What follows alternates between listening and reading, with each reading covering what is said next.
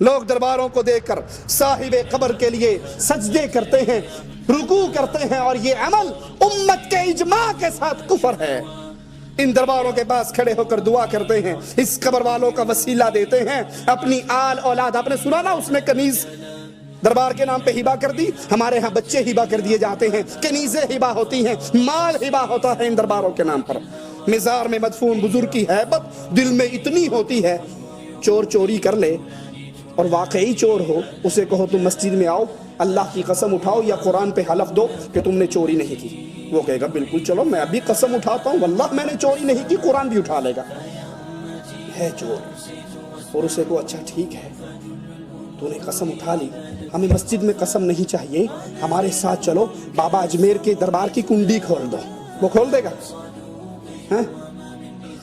وہ کھولے گا؟ کہے گا میرے بچے مروانے ہیں تم نے۔ دربار کی کنڈی جھوٹے کی تو بہت دور کی بات ہے، 11ویں شریف کی سبیل لگانے والے کو اگر کہو نا بابا یہ دودھ نہ دو، اللہ نام کا دودھ ہے، کیوں بابے کے نام پہ دیتے ہو؟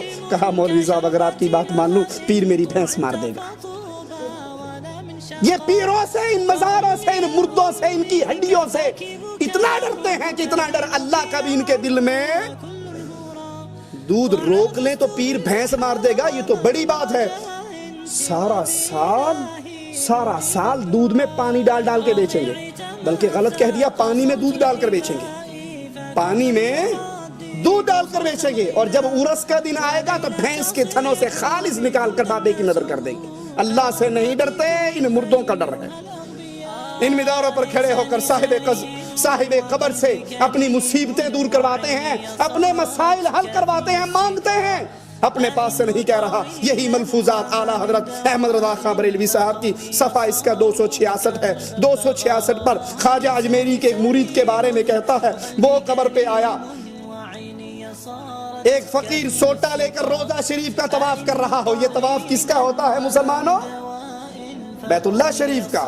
لیکن احمد رضا خان بریلوی صاحب اپنی کتاب میں لکھتے ہیں کہ قبر کا طواف کر رہا سوٹا لے کر اور آواز لگا رہا، خواجہ غریب الدین، خواجہ معین الدین چشتی، 5 روپے لوں گا۔ دیکھو کتنے دھڑلے سے مانگتا ہے، 5 روپے لوں گا، 1 گھنٹے میں لوں گا، ایک ہی آدمی سے لوں گا۔ یہ فقیر نہیں ہے، یہ جگہ ٹیکس لے رہا ہے۔ فقیر تو کہتا ہے بھائی بھلی ہو جو دے اس کا بھی بھلا، جو نہ دے اس کا ہی بھلا، یہ تو ڈنڈا دے کے لے رہا ہے، کہتا ہے 5 روپے لوں گا، 1 گھنٹے میں لوں گا، ایک آدمی سے لوں گا۔ کہا جب گھنٹہ گزر گیا اور کسی نے نہیں دیا، ایک وہابی وہاں بیٹھا ہوا تھا، اس کو خیال آیا کہ گھنٹہ گزر گیا کسی نے دیا نہیں، اس نے جیب میں سے 5 روپے نکالے اور کہا بے وقوف، جب مانگنا ہو اللہ سے مانگا کرو، یہ مردے کیا دیتے ہیں؟ 5 روپے لے کے جیب میں ڈالے اور کہا واہ خواجہ واہ، دینے پر بھی آیا تو کس نامراد مردود خبیث سے لے کر دیے۔